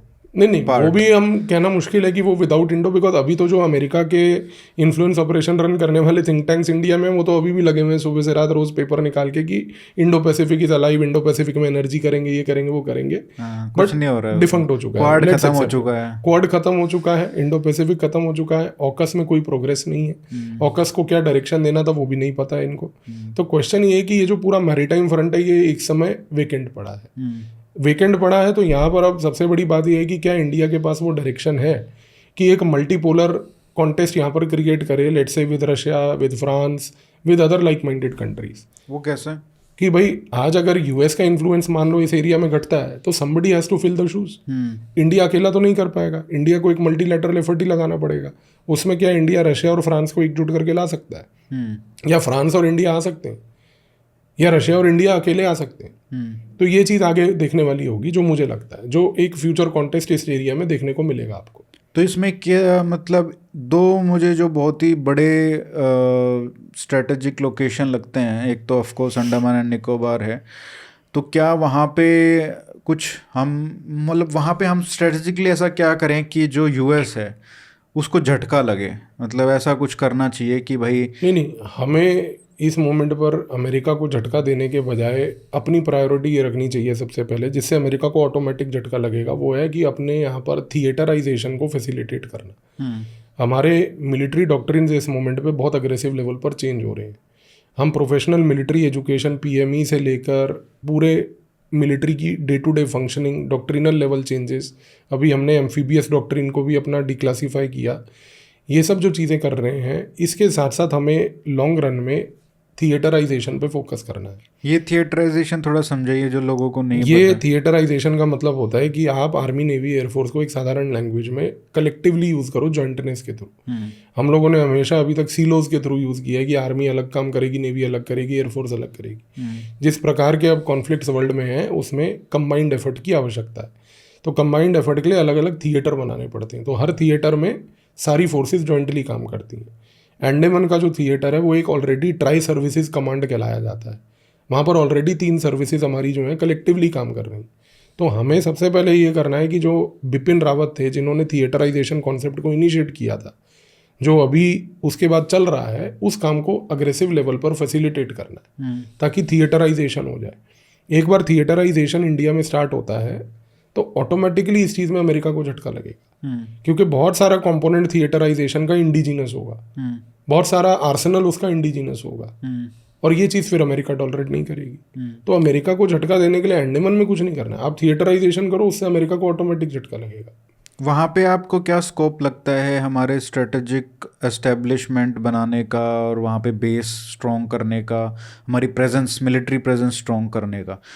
कुछ तो हमको मतलब एक विजन होना चाहिए कि भाई ये इतना स्ट्रेटेजिक है, यहाँ से हम सिर्फ अमेरिका को नहीं मतलब चाइना को भी मैसेज दे सकते हैं, क्योंकि वहाँ से इतना बड़ा जो शिपमेंट है वहाँ से ट्रांसफ़र चीज़ें होती हैं। देखो आज अगर आप देखोगे तो इसी रीज़न से जो ग्रेट अंडमान निकोबार प्रोजेक्ट चल रहा है, हाँ मैं वो चाहता हूँ कि उसकी थोड़ी इंपॉर्टेंस आप लोगों को समझाएं। ग्रेट अंडमान निकोबार प्रोजेक्ट जो है वो सिविल कम कमर्शियल प्लस साथ में स्ट्रेटेजिक प्रोजेक्ट है। और एक चीज़ आपको समझनी है कि ये प्रोजेक्ट इंडेंजर करेगा अमेरिका के इंटरेस्ट को भी और चाइना के इंटरेस्ट को भी। इस रीज़न से क्या होता है कि जैसे ही कोई भी आप ऐसा प्रोजेक्ट इंडिया में कंसेप्चुअलाइज करते हो जो कि स्ट्रेटेजिक नेचर का है, सिविलियन प्लस स्ट्रेटेजिक दोनों के एलिमेंट्स को ब्लेंड करता है, आप ये चीज़ ऑब्जर्व करोगे कि उसी टाइम अमेरिका या चाइना अपने इन्फ्लुएंस ऑपरेशंस को एक्टिवेट करके इंडिया में इन प्रोजेक्ट्स के खिलाफ ऑपोजिशन शुरू कर देंगे, और वो आपको हर जगह मिलेगा। आप आज अंडमान में प्रोजेक्ट करो, इंडिया में newspaper based plus media based plus पूरा सोशल मीडिया बेस्ड वो सब वर्जन चालू हो जाएगा। आप लद्दाख में कुछ करो, वही सारा सब वर्जन चालू हो जाएगा। आप कल को किसी भी जगह पे कोई ऐसा प्रोजेक्ट करो जिससे अमेरिका या चाइना का इंटरेस्ट इंडिया में इफेक्ट हो रहा है, आप देखोगे कि उनके सबवर्सिव एजेंट्स के थ्रू ये काम चालू हो जाएगा। लक्षद्वीप का भी वही हुआ था, हर जगह वो होगा। आप लक्षद्वीप पकड़ो, वहाँ पर भी लक्षद्वीप में तो ये तक शुरू हो गया था, if I am not wrong, कि गवर्नर जो है वो गुजरात का है, इसीलिए वो गुजरातीकरण कर रहे हैं। मतलब आप समझने की कोशिश करो यार, कंट्री कोई भी स्ट्रेटेजिक काम करने के लिए आगे बढ़े, इनको अपना इंटरेस्ट उस इन्फ्लुएंस ऑपरेशन को रन करने के लिए करना होता है इंडिया में। और ग्रेट निकोबार प्रोजेक्ट के खिलाफ तो मतलब सोनिया गांधी ने आर्टिकल लिखा, आपके सामने है सब कुछ। तो ये मतलब कई लोग ये बोल रहे थे कि भाई हमारा ये हांगकांग टाइप का शहर एक तरीके से यहाँ पे हम बेस बना सकते हैं, जहाँ पे एक कमर्शियल हब भी हो, जो मतलब हमारी जीडीपी जो हम अंदर इतना नहीं कर पा रहे वहाँ पे हम कुछ कर सकते हैं, और एक इंटरनेशनल सेंटर बन जाए फाइनेंस का, बिजनेस का, सिंगापुर जैसे।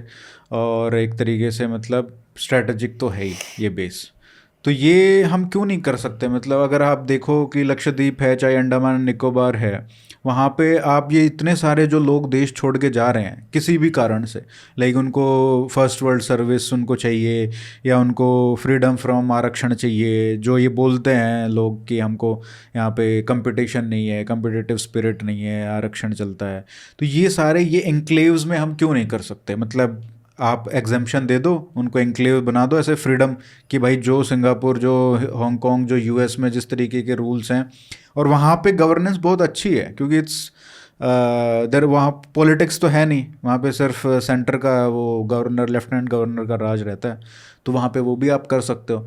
तो हम इन दो चीज़ों पे क्यों नहीं फोकस कर सकते? यार देखो, एक चाहे अंडमान हो चाहे लक्षद्वीप हो। देखो फैक्ट ये है कि इंडिया एक इवॉल्विंग कंट्री है, अभी 75 साल हुए हैं, देश धीरे धीरे आगे बढ़ रहा है, देश में कमियां हैं, प्रॉब्लम्स हैं, बहुत प्रॉब्लम्स हैं, मैं मानता हूँ, कोई डिनाइबिलिटी नहीं है, लेकिन सबसे बड़ा सवाल ये उठता है कि एक देशवासी होने के नाते आप इन प्रॉब्लम्स को सॉल्व करने में कितने हेल्प करने की परिस्थिति में हो।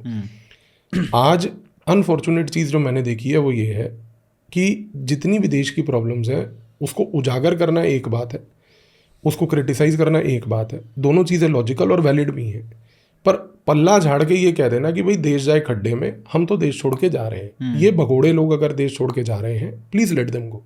और इनके साथ ये जरूर कर लेना कि इमिग्रेशन के टाइम पे इनके पासपोर्ट्स को स्कैन कर लेना ताकि इनको दोबारा री एंट्री इंडिया में मिले भी ना, because these people don't deserve to come back. आप एक देश को अगर नर्चर नहीं कर सकते, आप ये फ्रीडम रखते हो कि हम क्रिटिसाइज करेंगे, आप क्रिटिसाइज करो, पर आप ये भी बताओ कि इस देश को इम्प्रूव करने के लिए मेरा ये कंट्रीब्यूशन था।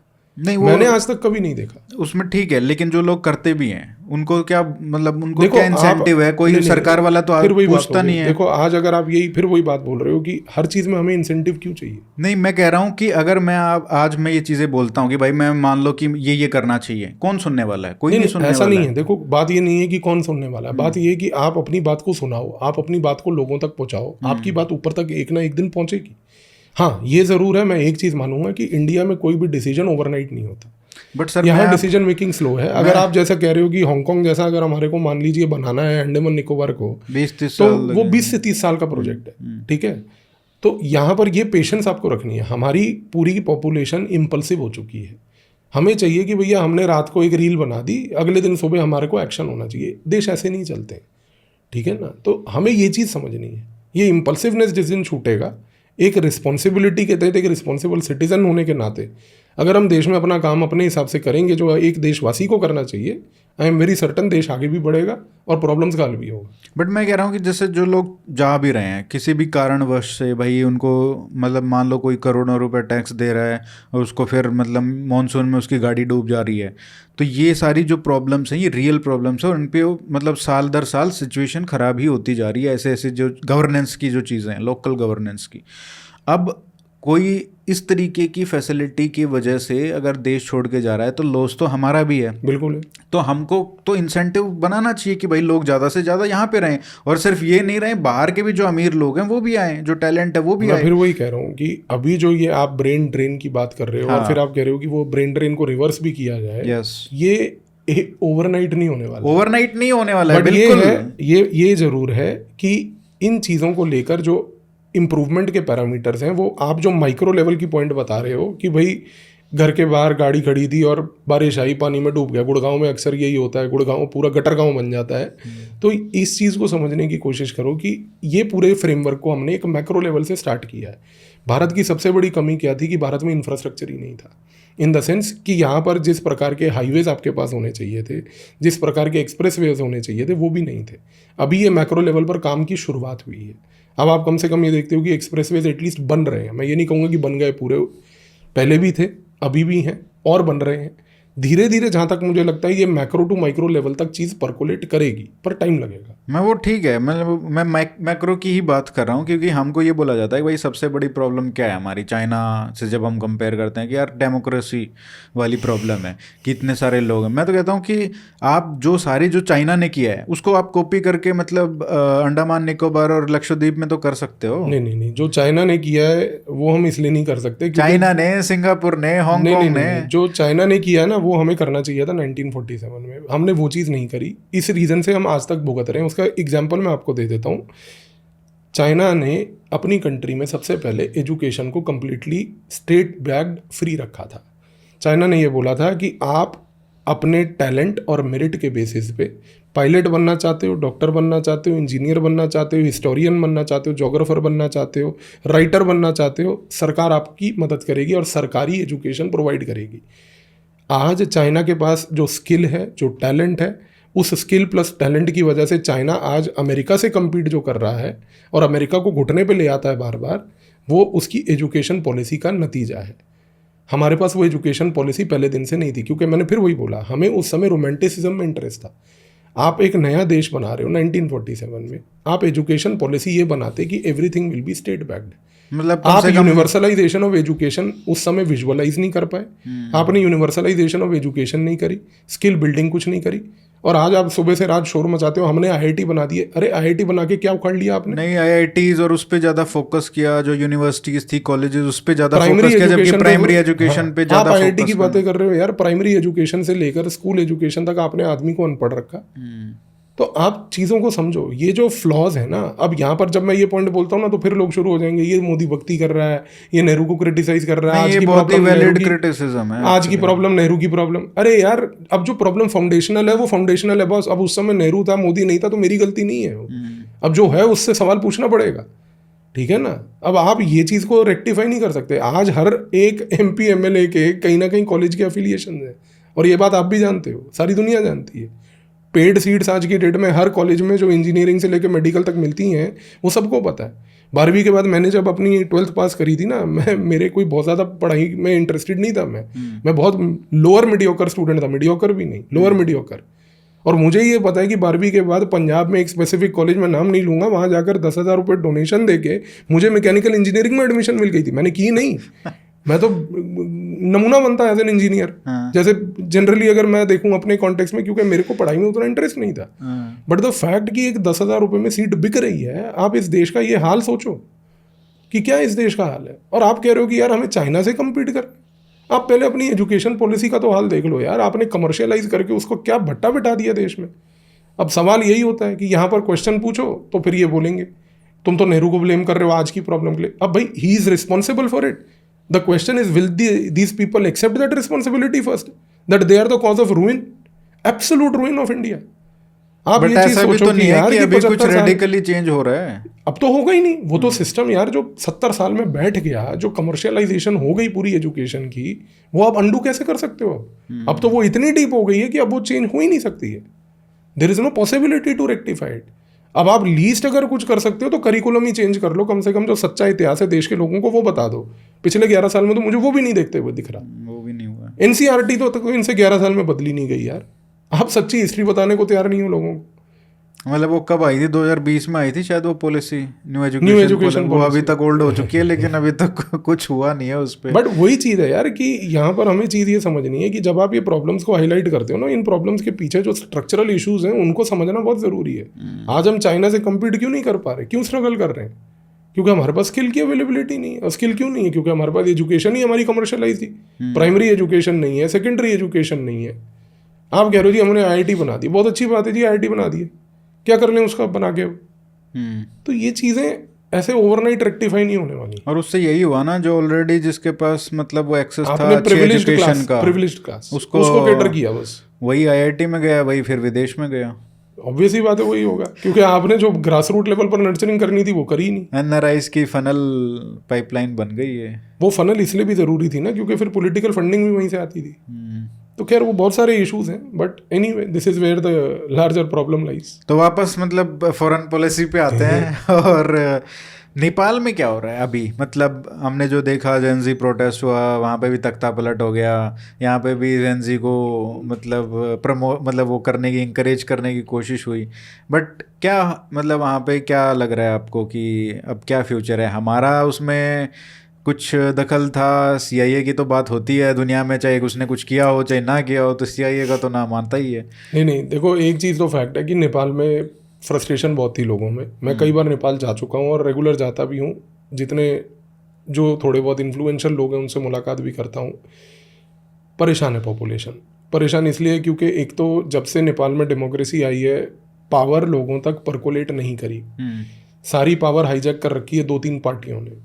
और दूसरी सबसे बड़ी बात है कि नेपाल को इतनी प्यारी कंट्री है, इतना अच्छा वहाँ पे पोटेंशियल है लोगों का, लोग अच्छे हैं, लेकिन कंट्री के जो पॉलिटिकल लीडरशिप है वो कंट्री को एक विजन ही नहीं दे पा रही है। नेपाल इस समय अगर मैं आपको बोलूँ तो एक हिमालयन पंजाब है। पंजाब में क्या होता है कि बच्चा पैदा होता है, बड़ा होता है, स्कूल जाता है, स्कूल के बाद माँ बाप कहते हैं कि 12वीं के बाद बाहर चले जा, पंजाब में नहीं रहना, यहाँ कोई फ्यूचर नहीं है। अनलेस कि आप चंडीगढ़ के सेक्टर 8 या 9 में रहते हो कि भाई आपके पास पुश्तैनी 50-50, 100-100 करोड़ की कोठियाँ हैं, फिर आप BMW और ऑडी चलाओ, लोगों को कुचलो, वो सब करो। बट अदरवाइज पंजाब का एक आम नागरिक कहता है कि भाई मैं बड़ा हूँगा, मैं देश छोड़ के चला जाऊँगा। नेपाल में यही हाल हो रहा है। नेपाल में प्रॉब्लम ये है कि जो पूरी की पूरी यंग पॉपुलेशन है वो अपनी कंट्री में रहकर कुछ नहीं कर पा रही, वो तुरंत पढ़ाई करके सीधा बाहर निकल जाती है। मेरे को भी ये पता चला, बहुत ही सरप्राइजिंग फैक्ट, कि ये लोग कतर में बहुत ज़्यादा संख्या में एम्प्लॉयड है। पूरे मिडल ईस्ट में है, पूरे यूरोप में है, पूरे साउथ ईस्ट एशिया में, तीनों जगह पर है। ये सारी जगह जा रहे हैं, और वो इसलिए जा रहे हैं क्योंकि उनके देश में अपॉर्चुनिटी नहीं है। ये जो फ्रस्ट्रेशन थी पूरी की पूरी पॉलिटिकल क्लास को लेके कि 10 साल हो गए आप झक मार रहे हो बैठ के, आप देश को एक विजन नहीं दे पा रहे हो, लोगों को लेके, बिजनेस को लेके। आज आप मानो कि नेपाल जैसी कंट्री जिसका बहुत ज़्यादा टूरिज्म पोटेंशियल है, उस टूरिज्म पोटेंशियल वाली कंट्री में टूरिज्म के बिजनेस में कोई प्रॉफिट नहीं है, तो फिर वो बंदा जो टूरिज्म बिजनेस में भी है वो क्या करेगा? वो भी फ्रस्ट्रेट होगा। तो ये चीज़ हमें समझने की आवश्यकता है कि नेपाल में ये एक पेंटअप फ्रस्ट्रेशन थी जो निकली है, पर जहाँ तक रेक्टिफिकेशन है वो अभी भी होते हुए नहीं दिख रहा। इन द सेंस कि अभी भी ऐसा नहीं है कि जो ये सरकार आई कोई उसने, अभी तो खैर it's like too early to say, but एक होता है कि एक भरोसा दिलाने का काम, एक होता है कि आप एक विजन के बेसिस पे भरोसा दिलाओ लोगों को कि नहीं ठीक है हम विजन बनाएंगे, वो भी चीज़ अभी तक नहीं हुई। मुझे बहुत सरप्राइजिंग लगा कि जिस तरीके से इन्होंने उसको प्राइम मिनिस्टर चुना, कि मतलब एक तो पहले ही वो जैसे हम सरकारी में कमेटी का चेयरमैन चुनते हैं ना इंडिया में, कि भाई अब इस पे कुछ करेंगे हम रिफॉर्म, और हाई कोर्ट के जज को वो बना दो, ठीक है, with all respect to judiciary. मतलब ये उनको क्या आइडिया है यार, मतलब वो विजन थोड़ी दे सकते हैं, वो एक कमेटी रन कर सकते हैं। वो बेसिकली क्या होता है कि जब मैं सिविल सर्विसेज के पॉइंट ऑफ व्यू से हम गवर्नेंस को पढ़ते हैं ना, तो गवर्नेंस में एक बड़ा दिलचस्प प्रिंसिपल इंडिया में ये भी है कि जब भी कोई सिविल सर्वेंट्स हमारे यहाँ पर कोई पॉलिसी बनाते हैं तो वो पॉलिसी में सबसे पहले ये इंश्योर करते हैं कि उनका रिहेबिलिटेशन कैसे होगा। तो वो आप देखो कि हर जगह वो मेंबर्स को भी ऐसे डिज़ाइन करके देंगे किसी बोर्ड कमेटी के कि भाई 50% people will come from the administrative background, तो वो अपना रिहेबिलिटेशन पहले इंश्योर कर लेते हैं, बाकी उनके पॉलिटिकल कनेक्ट्स तो होते ही हैं, तो उससे वो पूरा मैचअप हो जाता है। यही चीज़ आप देखो कि ये साउथ एशिया का कॉलोनियल माइंडसेट है। ये कॉलोनियल माइंडसेट से हम लोग अभी तक बाहर नहीं आ पाए। हमने 1947 में जब आज़ाद भी हुए थे, आप उस समय के डिबेट्स पढ़ो तो सरदार पटेल जो थे उन्होंने ये बात बोली भी थी कि ब्यूरोक्रेसी के लिए हमें कॉलोनियल ब्यूरोक्रेसी को डिसमेंटल कर देना चाहिए, और डिसमेंटल करके हमें ये इंश्योर करना चाहिए कि हम एक नया ब्यूरोक्रेटिक स्ट्रक्चर जो कॉन्स्टिट्यूशनल स्टेट है उसको केटर करने के लिए क्रिएट करें। पर हमने नहीं किया। वो उस समय कुछ एडमिनिस्ट्रेटिव थिंकर्स थे इंडिया के, अगर आप पढ़ो कभी, तो वो उन्होंने एक पॉइंट पर ये भी रिकमेंड किया था कि जैसे आज की डेट में स्टेट्स में डीएम होता है, डीएम जो है ये ब्रिटिश कॉलोनियल क्रिएशन है, इंस्टीट्यूशन, जिसको डिस्ट्रिक्ट मजिस्ट्रेट कहते हैं। सरदार पटेल के टाइम पे जो रिसर्चेज हुई थी, उन रिसर्चेज में ये भी बोला गया कि आप डीएम को डीएम ही बुलाओ, बट उसका नाम डिस्ट्रिक्ट मैनेजर रख दो। अच्छा, आप सोचो कि एक नॉमेनक्लेचर चेंज। अब ओपोज करने वाले ये कहते थे कि नहीं भाई डीएम का नाम बदल देंगे तो लोगों को समझ नहीं आएगा कि डीएम जो है अब उसकी जगह पे कोई नया आ गया, people are accustomed to listening to DM, तो स्टेटस को मेंटेन करो। तो सरदार पटेल के टाइम पे भी यही डिबेट हुआ, पटेल जी ने यही बात बोली कि यार डिस्ट्रिक्ट मैनेजर रखने में डीएम तो वही है ना, कम से कम एक मैनेजर पर्सपेक्टिव अगर आ जाए तो बंदे का ओवरऑल फंक्शनिंग में बहुत फर्क आता है, लेकिन वो भी नहीं हुआ। तो ये कॉलोनियल माइंडसेट से ये कंट्रीज इंक्लूडिंग हमारी कंट्री, हम लोग बाहर नहीं आ पाए अभी तक। तो ये प्रॉब्लम्स रहेंगी। तो ये जो विजन वाला इशू आप कह रहे हो ना, ये विजन वाला इशू कभी नहीं आने वाला। जो आप कह रहे हो, जो फ्रस्ट्रेशन है उसको मतलब समझना या उसको रिजोल्व करना, वो तो एक मतलब it's not a job of a retired high court और सुप्रीम कोर्ट जज, राइट, और रिटायर्ड आईएएस ऑफिसर, राइट। तो कोई कैरिज्मेटिक लीडर हो, वही इस तरीके की मतलब रिफॉर्म लाने की सोच भी सकता है कि भाई देश को क्या चाहिए। देखो वही मैं आपको कह रहा हूँ कि ये जो कॉलोनियल थॉट प्रोसेस, जो ये पूरा हमारा सिस्टम जिससे हाईजैक हुआ है ना, जब तक ये ग्रेजुअली डिसमेंटल नहीं होगा तब तक ये प्रॉब्लम रहेगी रहेगी। और इस समय इंडिया में सबसे ज़्यादा आवश्यकता अगर किसी चीज़ की है तो वो ब्यूरोक्रेटिक रिफॉर्म्स की है, सिविल सर्विस रिफॉर्म्स की है। सर सिविल सर्विस रिफॉर्म्स की हम ज़्यादा बात नहीं करते हैं, मतलब हम फॉरेन पॉलिसी की बात करते हैं, but in the context of foreign policy क्या आपको लगता है कि आईएफएस जो काडर है, जिस तरीके का रिक्रूटमेंट है, जो प्रोसेस है एम्बेसडर चुनने का और वो सब, क्या वो थोड़ा चेंज होना चाहिए? मतलब मैं इतना आपको बता सकता हूँ, मुझे एम्बेसडर लेवल पे नहीं जाना, बट मैं आपको एक फैक्ट बता सकता हूँ, कंसिडरिंग कि मैं बच्चों को यूपीएससी के पढ़ा रहा हूँ पिछले 16 साल से। फॉरेन सर्विसेज में पहली बात, कोई बच्चा, बहुत रेयर होता है, 10% अगर आप लगाओ तो लगा लो वो फिगर, जो प्रेफरेंस दे के जाता है कि मुझे फॉरेन सर्विस ज्वाइन करनी है, वरना तो आईपीएस आईएएस रिजेक्ट ही जाते हैं। हाँ, अब सबसे बड़ी बात ये देखो कि इस साल का अगर मैं आपको एग्जांपल दूं, 2024 का भी जो अभी सिलेक्शन हुए, उसमें एक स्टूडेंट हमारे हैं जिन्होंने सिलेक्शन लिया, जिनका फॉरेन सर्विसेज में सिलेक्शन हुआ, एंड वो फ्रस्ट्रेटेड है कि मुझे फॉरेन सर्विस नहीं चाहिए था, मुझे क्यों मिल गया। बाप रे। नाउ इमेजिन द फैक्ट कि इस कॉन्टेक्स्ट में ये व्यक्ति अपने करियर में क्या जस्टिस करेगा। और यहाँ पर फिर आईएएस बन जाएंगे तो कमरे के अंदर कैमरा लगा लेंगे, कैमरा लगा के रोज जो है फिर वो पूरी लाइव प्रोसीडिंग आईएएस ऑफिसर के कमरे से चल रही है। आईएएस ऑफिसर सड़क पे चल रहा है तो उसके साथ साथ कैमरा चल रहा है, वो पीआर मार्केटिंग में चले गए। मेरा सबसे बड़ा क्वेश्चन ये उठता है कि भाई यूपीएससी में आपने क्या लोग बिठा रखे हैं, क्या उनको पर्सनैलिटी टेस्ट के टाइम पे ये पर्सनैलिटीज नहीं दिख रही जो डिमेंटेड पर्सनैलिटीज आप रिक्रूट कर रहे हो। दिस इज वाई आई से, इनफैक्ट राम माधव जो हैं उनका एक आर्टिकल मैंने आज से 2-3 महीने पहले इंडियन एक्सप्रेस के एडिटोरियल पेज पे पढ़ा था, जहां उन्होंने ये बात को हाईलाइट किया था कि there is a very urgent need for drastic civil service reforms. And मेरे हिसाब से तो जिस प्रकार से अभी ये रिक्रूटमेंट पैटर्न चल रहा है, जिस प्रकार से, I don't know personality test में क्या पर्सनैलिटी टेस्ट हो रही हैं यूपीएससी की, because written exam is very good, written exam का कैलिबर, क्वेश्चंस का standard, everything is very good, but I don't know कि ये जो इंटरव्यू बोर्ड बैठ के आधे घंटे में पर्सनैलिटी टेस्ट कर रहा है वो क्या कर रहा है। कंसिडरिंग कि आप देख नहीं पा रहे हो कि पिछले 10 साल से जो आप सिलेक्ट कर रहे हो सोशल मीडिया पे बैठ के क्या नमूनागिरी कर रहे हैं वो। अगर आपसे वो काम नहीं होता है तो please resign, let some professional come there, पर वहाँ पर वो चीज़ नहीं हो रही है। इशू यही है, आप इस चीज़ को समझने की कोशिश करो। तो आज ये चीज़ के ऊपर कोई एक्शन क्यों नहीं लिया जाए। आप एक सिंपल सी बात बताओ यार, एक अगर एसडीएम या डीएम आपने कमरे के अंदर एक कैमरा लगा के लाइव प्रोसीडिंग कर रहा है पूरी कि भैया देखो काम ऐसे होता है, कल को ये आदमी 20 साल बाद डिफेंस सेक्रेटरी बनेगा, चाइना को कोई सबवर्जन करना है इंडिया में, या सीआईए को कोई एसेट क्रिएट करना है, ये गधा वहाँ पर बैठ के अपने कमरे से पूरी डिफेंस की फाइल्स साइन करते हुए दे देगा अमेरिका को कि लो ये कॉन्ट्रैक्ट चल रहे हैं जी, ये फॉग ऑफ प्राइसिंग है पूरा। आप क्या रिक्रूट कर रहे हो यार, लबासना में क्या ट्रेनिंग दी जा रही है, वहाँ पर आपको ये दिख नहीं रही है जो आ रहे हैं, and they are not all of them.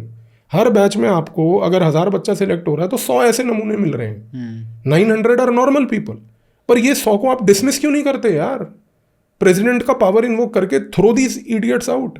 मतलब 2-3 भी अगर आप कर दोगे तो सारे लाइन आप 2-3 को करके देखो ना यार, और इनसे तो वही नहीं हो रही जो ओपनली फ्रॉड करके आई है।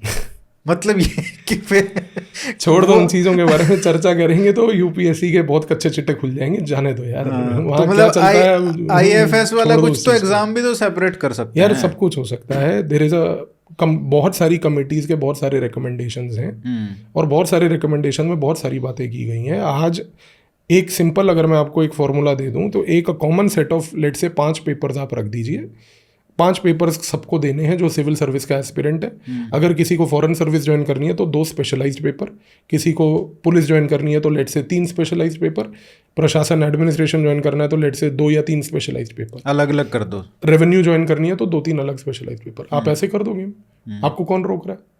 पर प्रॉब्लम ये है ना कि कमीशन कहेगी कि भाई मेरा टास्क बढ़ जाता है, तो आप वहाँ पे समोसे खाने बैठे हो, करो इस काम को, क्यों नहीं कर रहे। मुझे तो आज यूपीएससी के पूरे बोर्ड मेंबर से ही प्रॉब्लम है कि भैया आप क्या रिक्रूटमेंट कर रहे हो कि आपको ये पर्सनैलिटीज नहीं दिख रही हैं जिनको आप रिक्रूट कर रहे हो, या तो आप you people are very intellectually bankrupt people sitting there कि आपके अंदर वो कैपेबिलिटी नहीं है। And I am very sorry to say, कोई बंदा यहाँ पर मेरे को काउंटर कर सकता है कि तेरी क्या हैसियत है एक यूपीएससी के बोर्ड मेंबर को बोलने की, बट मेरी हैसियत है क्योंकि मेरा देश यहाँ पर बेड़ा गर्क हो रहा है इन जैसे रिक्रूट्स की वजह से। मुझे अपने देश की वजह से यहाँ पर प्रॉब्लम है, मैं अपने देश को इन बेवकूफ़ों की वजह से बर्बाद होते हुए नहीं देख सकता। तो आपकी रिस्पॉन्सिबिलिटी है कि आपने ये गधा रिक्रूट किया है यहाँ पे, एक्सेप्ट करो इसको। और जबकि उस पूरे इंटरव्यू प्रोसेस का पूरा मकसद ही ये होता है to identify the best personality. Exactly. And I don't understand what personality are they even judging. वहाँ पे 5 मेंबर बैठे हैं यार, 5 मेंबर से ये जज नहीं हो पा रहा कि ये आदमी नार्सिस्टिक है या नहीं है, कि ये आगे जाकर कैमरा पे खड़े होकर रोज ये नौटंकीबाजी करेगा, रीले बनाएगा बैठ के। देश का बट्टा बैठा हुआ है इन चीज़ों को लेके यार, लेकिन वही बात है कि there is no solution to it, there is no curb on all these things. तो फिर वही बात है ना, घूम फिर के वहाँ क्वेश्चन वही आ जाता है, आपको कम्पीट चाइना से करना है, यहाँ पे ब्यूरोक्रेट बैठ के रीले बना रहे हैं आपके, तो करवा लो फिर काम इनसे। और फिर मैं बोल रहा हूँ 1000 के बैच में 70-80 आपको ऐसे मिलेंगे, 800-900 आपको बहुत डेडिकेटेड लोग मिलेंगे, और ये वो 800-900 लोग हैं जो बहुत डेडिकेटेड लोग हैं जिनकी वजह से ये देश चल रहा है। बट ये देखो, ये 20-30-50 ये कार्टून अनफॉर्चुनेट है काफ़ी। और ये तो मतलब जैसे राम माधव भी लिख रहे हैं, लाइक उनका तो बहुत से होगा ना भाई ऑब्वियसली गवर्नमेंट बात है। में, मतलब right? आप ये सोचो कि if a person of that stature is writing this, he knows what the problem तो इज। मतलब ये उस स्टेचर का आदमी भी कुछ नहीं यार कर पा रहा है एक आर्टिकल लिखने के अलावा, तो मतलब देश फिर चला कौन रहा देखो है? At the end of the day बात ये है कि आर्टिकल लिखने से कम प्रॉब्लम हाईलाइट तो हो रही है, पब्लिक डोमेन में आ तो रही है कि भैया there is a serious issue here, वरना ये प्रॉब्लम हाईलाइट ही नहीं होगी कभी। नहीं तो फिर वो प्रधानमंत्री देखो सबसे भी- सिंपल चीज ये है कि मेरा पर्सनल मानना ये है, may be lot of people might disagree, but civil servants like defence officers have to be prohibited from social media. There has to be absolute social media prohibition. आप एक पब्लिक लाइफ में हो यार, आप public life पे focus करो, ठीक है। रोज सुबह उठ के अपनी फोटोएं डाल कर उस पर लाइक्स लेना और कमेंट्स लेना, ये आपका काम नहीं है एज अ पब्लिक सर्वेंट यार। ये एक छोटा सा रेगुलेशन है जो गवर्नमेंट ला सकती है, जिसमें मुझे नहीं लगता कि कोई बहुत रॉकेट साइंस की आवश्यकता ये तो होता ही था, पता नहीं अब क्या रिलैक्सेशन। नहीं, ये सोशल मीडिया को लेके नहीं था। अच्छा, सोशल मीडिया को लेके इनफैक्ट आज की डेट में अभी तक किसी प्रकार का कोई ऐसा कॉन्डक्ट रूल ही नहीं है हमारे पास। अच्छा, कि कॉन्डक्ट वहां पे कैसे गवर्न होगा। तो आप कुछ भी कर सकते हो, जो करो आप, चल रहा है। तो सर अगर हम समराइज करें इस पूरे बहुत सारे वेराइड डिस्कशन हो गए, बट एक ऑब्जेक्टिव यही है कि हमारी जो फॉरेन पॉलिसी है और फॉरेन पॉलिसी एस्टेब्लिशमेंट है उसको किस तरीके से चेंज किया जाए। और हमने शुरुआत की थी जो हमारे रिलेशंस हैं यूएस के साथ, जो असैसिनेशन अटैम्प्ट की बातें हो रही हैं प्राइम मिनिस्टर के ऊपर। अब आगे का फ्यूचर का जो आपको लग रहा है सबसे बड़े चैलेंजेस, अगेन जो मैं क्वेश्चन हर बार आपसे पूछता हूँ, क्या चैलेंजेस है आज के समय में अगर हम देखा जाए अगले 5 साल का हमारे लिए?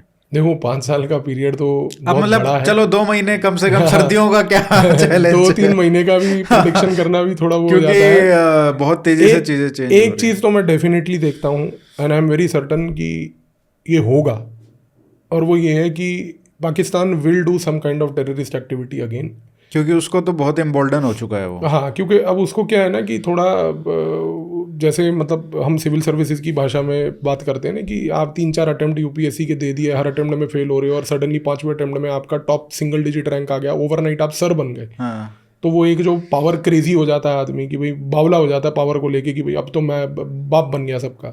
पाकिस्तान के साथ इस मोमेंट पे वो है कि मतलब पिछले 25-30 साल लगातार यूपीएससी के अटेम्प्ट में फेल होने के बाद अभी सडनली क्या है कि सिलेक्शन मिल गया उसको, कि अब सडनली जो है उसको जो है ट्रम्प भी भाव दे रहा है, वो पत्थर उत्थर देख रहा है उसके बुला के एंड ऑल दैट स्टफ। तो उसको वो एक एम्बोल्डन वाली फीलिंग आ रही है, वो हरकत करेगा।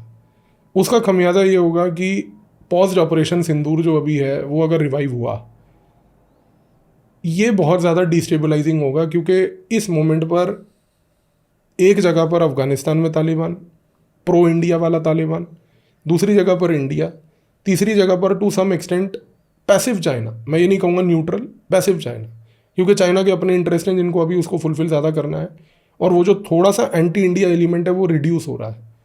प्लस रशिया, पुतिन की विजिट अभी होने वाली है इंडिया में दिसंबर में।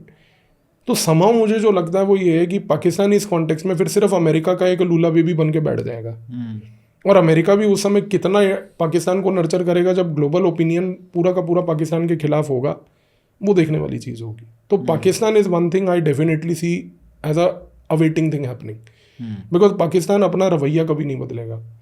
पाकिस्तान ने ये एक मतलब 1000 ईयर ओल्ड जिहाद प्रैक्टिस उसने करनी है, अपने लोगों को उसने रेडिकलाइज कर रखा है कि 1000 साल की लड़ाई है हमारी एग्जिस्टेंस की, तो वो लड़ाई चलती रहेगी। वो कहीं ना कहीं किसी ना किसी फॉर्म में मैनिफेस्ट करेगी। और जिस तरीके से इवेंट्स पाकिस्तान में हो रहे हैं, जैसे मोहम्मद का वुमन विंग बनना, वुमन विंग में वुमन को रिक्रूट करके उनके 21-21 दिन के नए कोर्सेज चालू होना, ये सारी चीज़ें एक इंडिकेटर है कि थिंग्स आर ये सब हो रहा है। ये हो रहा है, मतलब दे आर गेटिंग रेडी।